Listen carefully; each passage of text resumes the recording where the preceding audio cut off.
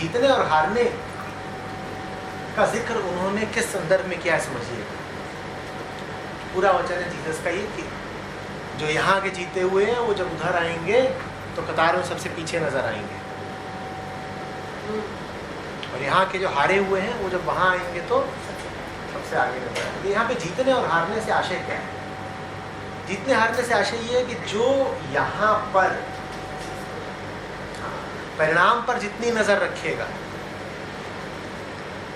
वो मेरे सामने जब खड़ा होगा तो उतना बड़ा अपराधी होगा, क्योंकि परिणाम तो किसी भी तरीके से आ सकता है। परिणाम तो ऐसे भी आ सकता है कि मेहनत की जरूरत क्या है, ऐसे वैसे कैसे भी परिणाम जुटा लो। हारे हुए होने का क्या अर्थ है? हारे हुए होने का अर्थ यही है कि कबीरा आप ठगाइए आन न ठगिए कोई, आप ठगे सुख होत है आन ठगे दुख होए। हारे हुए होने का यही अर्थ है। तुम्हें कोई ठगता हो कि काम बहुत कराता है और बदले में बहुत कम देता है, तुम ठग लो, तुम कहो ठीक, मुझे मेरा पुरस्कार कहीं और से मिल रहा है, तुम मुझे ठग लो। हम कह रहे थे ना, बोझा भले मैंने तेरा ढो दिया पर छाती तो मेरी चौड़ी हुई ना। जीसस इस बात की ओर इशारा कर रहे हैं। जीसस इस सूक्त में इशारा कर रहे हैं उनकी ओर, ताना दे रहे हैं उनको जिनको कुछ भी करके प्रयोजन सिर्फ जीतने से है। हम जो बात कर रहे हैं वो जीतने की नहीं कर रहे, हम काम करने की बात कर रहे हैं, हम खेलने की बात कर रहे हैं, हम लड़ने की बात कर रहे हैं। जीत मिलेगी या नहीं मिलेगी हम नहीं जानते। इतनी देर मैंने आपसे बात करी, मैंने क्या ये कहा कि सफल होके दिखाओ? इतनी देर में, पिछले आधे घंटे में मैंने सफलता शब्द का प्रयोग कितनी बार किया? लगातार मेरा जोर किस पर है?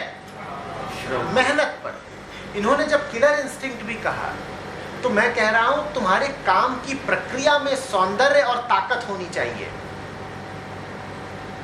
तुम्हारा शॉट सुंदर होना चाहिए। तुम जीतोगे या नहीं जीतोगे ये छोड़ो। जीसस उन्हें चेतावनी दे रहे हैं जिनकी निगाहें हमेशा जीत पर रहती हैं। कहते हैं तुम कहीं के नहीं रहोगे, क्योंकि अगर जीत पर तुम्हारी निगाह है तो फिर तुम्हें न सौंदर्य से मतलब है न ताकत से मतलब है, खेलने की प्रक्रिया से तो तुम्हें कोई मतलब ही नहीं रहा।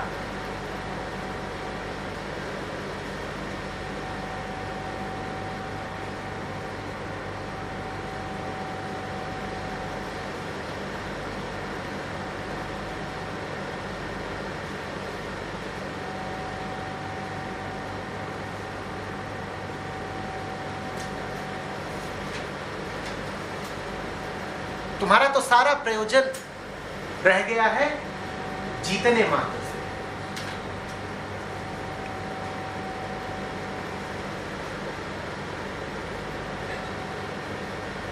तुम जीत हार पर इतनी नजर रखना ही मत। खेलो ऐसे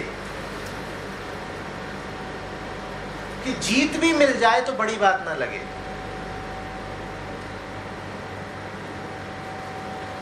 खेलो ऐसे कि सस्ती जीत भी तुम्हें स्वीकार ना हो।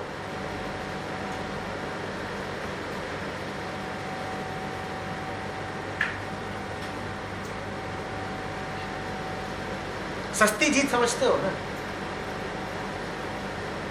मेहनत नहीं करा, सस्ती जीत पा गए। सस्ती जीत को ठुकरा दो, सस्ती जीत को ठुकरा दो। कभी दौड़ लगाओ और तुम तेज दौड़ते हो, और मान लो कोई बच्चा आ गया है तुम्हारे साथ होड़ में और 100 मीटर की दौड़ है, तो उससे कहो तू 30 मीटर आगे जाके खड़ा हो जा, फिर दौड़ेंगे। सस्ती जीत नहीं चाहिए, टक्कर बराबरी की होनी चाहिए, और अगर बराबरी की नहीं है तो हम उसे बराबरी की बना देंगे, तो 30 मीटर आगे जाके खड़ा हो। सस्ती जीत नहीं चाहिए। सस्ती जीत से कहीं ज्यादा भली है महंगी हार। महंगी हार समझते हो? कौन सी चीज महंगी होती है? जो तुम्हारा सब कुछ लूट ले, उसको महंगा कहते हैं ना। सब कुछ लग गया इसमें। ऐसी हार बहुत सुंदर है जिसमें तुम्हारा सब कुछ ही लग जाए। जब तुम्हारा सब कुछ ही लग गया हारने में, तो अब दुख करने के लिए बचेगा कौन? तुम इतना टूट के लड़े, तुम इतनी पूर्णता के साथ लड़े कि तुम्हें अब यह भी होश नहीं है कि पूछ ले कि अच्छा बताओ अंत में मैं हारा कि जीता। तुम कह रहे हो अगर उतना पूछने की ताकत बची होती तो हम उस ताकत का इस्तेमाल लड़ने के लिए ही न कर लेते। तुमने अपनी ताकत का आखिरी कतरा भी बचा कर नहीं रखा। ये महंगी हार है। तुमने अपना सब कुछ ही अर्पित कर दिया, खेल को, प्रक्रिया को, नृत्य को, युद्ध को, जो भी बोलो, काम को, सब कुछ लगा दिया और उसके बाद सो गए, क्योंकि ऊर्जा का आखिरी अंश भी अब बचा नहीं है। तो अब हम तो इतना कर लिए कि अब सो ही जाएंगे। जब सो गए तो क्या पता कि हारे की जीत है। अब हार और जीत बराबर है। अब वो कोई आके हमें खबर दे बधाई हो तुम जीत गए, तो कहेंगे भाग। और इसी तरह कोई आके हमसे कहे कि अरे हार गए, तो हम तो जूझ के खेल लिए, अब हमें कुछ पता नहीं, हम बचे ही नहीं है। किसको पता हो? कोई बचा होता तो वो खबर ले पाता। कुछ यहाँ शेष नहीं है, सब दे दिया। ये साधना है, सब दे दिया। इसी की ओर जीसस का इशारा है। तुम खेलने के लिए खेलो, जीत हार वो देखेगा।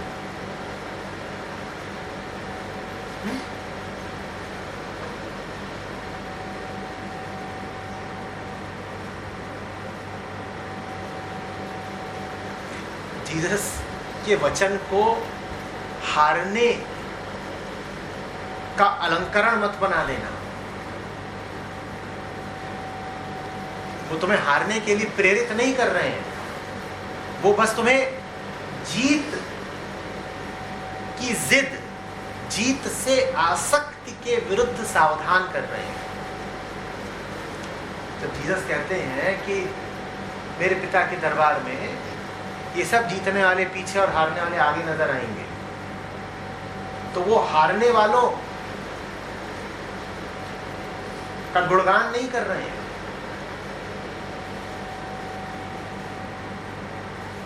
ये ना हो कि जीसस के वचन का यही उपयोग कर लिया, चलो भैया तसल्ली से हारते हैं। वो सिर्फ ये कह रहे हैं कि जीत से आसक्त मत हो जाना।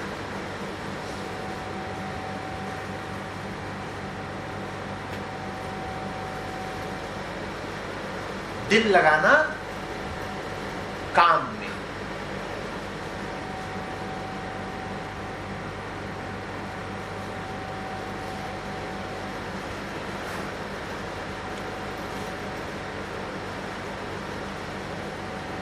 मैं ये बहुत बताया करता था, बहुत सालों बाद बता रहा हूं।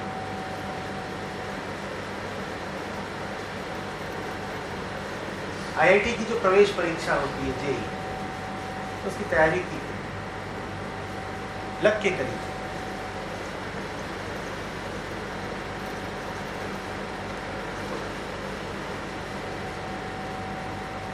चाह यही था कि ऊंचे से ऊंची रैंक आए। शिक्षक वगैरह बताते भी यही थे कि तैयारी बढ़िया चल रही है और तुम्हारा स्थान ऊंचा ही आएगा। चयन तो हो गया, लेकिन जितना ऊंचा स्थान चाहा था आया नहीं, रैंक पीछे आई। तो जब IIT पहुंचा तो मन में एक उत्सुकता थी कि टॉप 100 रैंकिंग की आई है, जहां मैं होना चाहता था वहां लोग हैं कौन, उनसे मिलता था, समझना चाहता था ये लोग कौन। और उनमें से बहुतों में एक बात मुझे साझी दिखी, उनको उम्मीद नहीं थी कि उनकी इतनी अच्छी रैंक आएगी।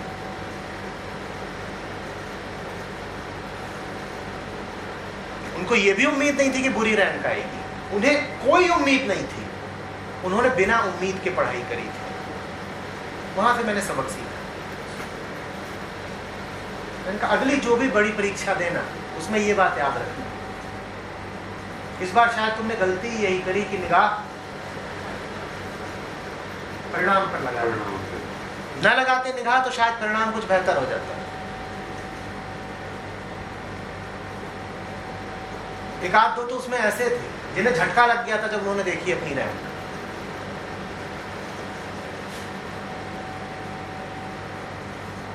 तो 2-4 दिन तक दबे छुपे रहे, थोड़े सदमे में रहे। बोले अब जल्दी ही सूचना आने वाली है कि धोखे से इनकी ये रैंक आ गई है, तब्दील हो जाएगी। वो खेले थे, उन्हें खेलने से मतलब था, उन्हें खेलने से मतलब था। अंजाम उन्होंने बहुत विचारा नहीं। मजे की बात की अंजाम बढ़िया। इसका ये भी मतलब नहीं है कि वो सब लोग जो अंजाम की परवाह नहीं करते उनका अंजाम अच्छा ही हो जाता है। और भी थे धुरंधर जो कभी नहीं सोचते थे कौन सी रैंक आएगी, उनकी 1 लाख नहीं आई। दोनों बातें जरूरी है, काम में दिल पूरा लगा हो और अंजाम की परवाह ना हो, दोनों बातें एक साथ होनी चाहिए। दोनों में से एक भी अगर नहीं है तो दिक्कत होगी।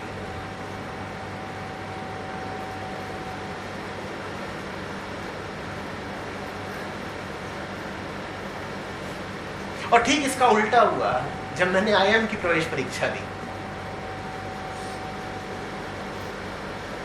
उसमें न मैंने बहुत तैयारी करी, न दिल लगाया, न बात को बड़ा बनाया,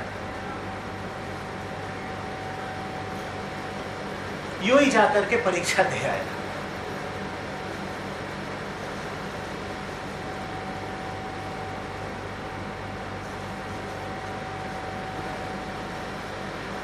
बाहर निकला तो वो सब लड़के जो तैयारी के समय बहुत आगे आगे थे, अव्वल थे, उनके चेहरे उतरे हुए देखे। तो मैंने पूछा क्या हो गया? बोले क्या हो गया, क्या इस बार पैटर्न नहीं लगाया था? मैंने कहा पैटर्न न लगाया। अब मैं बच इसलिए गया क्योंकि मैंने इतनी भी तैयारी नहीं करी थी कि मुझे पुराना पैटर्न पता हो। पहले 4 खंड 4 सेक्शन आते थे, 180 सवाल। इस बार 3 ही आए थे और तीनों में 55 माने 165 सवाल।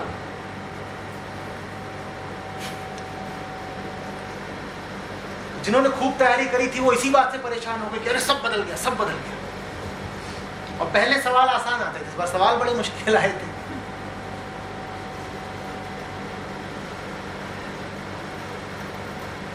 तो 180 में जो 150 करके आते थे तैयारी के समय,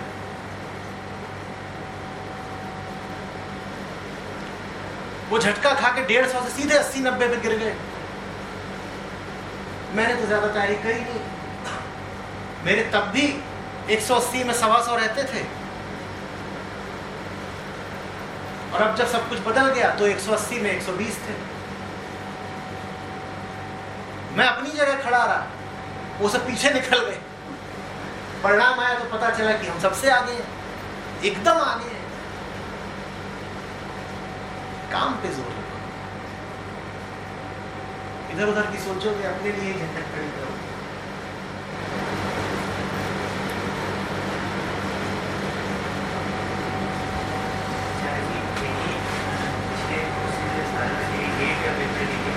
यही कर रहे हैं हमारा जाती 50 नंबर जाती है सर, पढ़ने में तो पूरा वो रहता है, वो नहीं हो रहा है तो कोई और काम करो ना, पर कुछ करो तो। मैं इस बात को बिल्कुल जायज़ नहीं कहूँगा कि तुम किसी परीक्षा की तैयारी के लिए कई सालों तक घर में बैठे रहो और हाथ पाँव ही ना हिलाओ। जवान आदमी को जंग लग जाएगा अगर वो कुछ नहीं करेगा। अच्छा जी, मन जो है वो धोखा दे देता है, वो कहता है कि learn from the mistakes of others.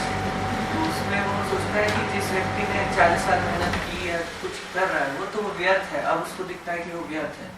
तो वो कहता है कि तुम अभी मेहनत मत करो जब वो चीज़ व्यर्थ है, बल्कि वो मेहनत का जो स्टेप है वो स्किप करना चाहता है कि जो स्थिति है यथा स्थिति वो तो और आगे क्यों नहीं निकल जाते? उसने 40 साल मेहनत की, फिर पता चला व्यर्थ है, और उसके 10 साल बाद वो मर भी गया। तो पूरे जीने का अंजाम ही क्या है? मौत। तो काहे को इतनी झंझट ले रहे हो? भी मर ही जाओ। Learn from the mistake of others. भाई अगर कोई गाड़ी 100 किलोमीटर चला के जाए और फिर मर जाए, भिड़ंत हो गई, दुर्घटना हो गई, तो 100 चलाओगी तो 100 तुम चला ही क्यों रहे हो? Learn from their mistakes. तुम आज भिड़ जाओ, अभी खत्म हो जाओ, या यात्रा शुरू ही मत करो, जन्म ही मत लो।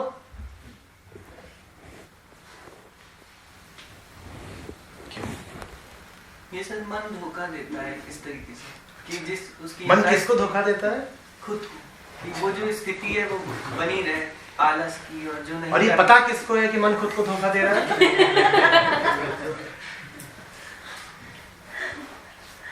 आलस है और कोई बात नहीं। एक्सेप्ट नहीं कर रहे मन। आलस है।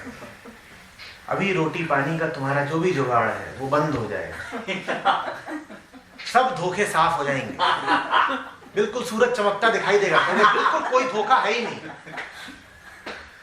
जब तक मुफ्त में रोटी है, पानी है, एयर कंडीशनर है और टीवी है, और माँ बढ़िया बिस्तर साफ करके बिछा देती है कि लो बेटा घी लगी रोटी खाओ और फिर सो जाओ, तब तक तो मन में न जाने कितने झंझा चलते हैं। अरे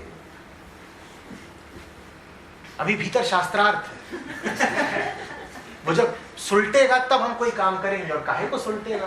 एक से एक प्रकांड भीतर बैठे हैं, वो सब कतार लगा करके बहस करते हैं।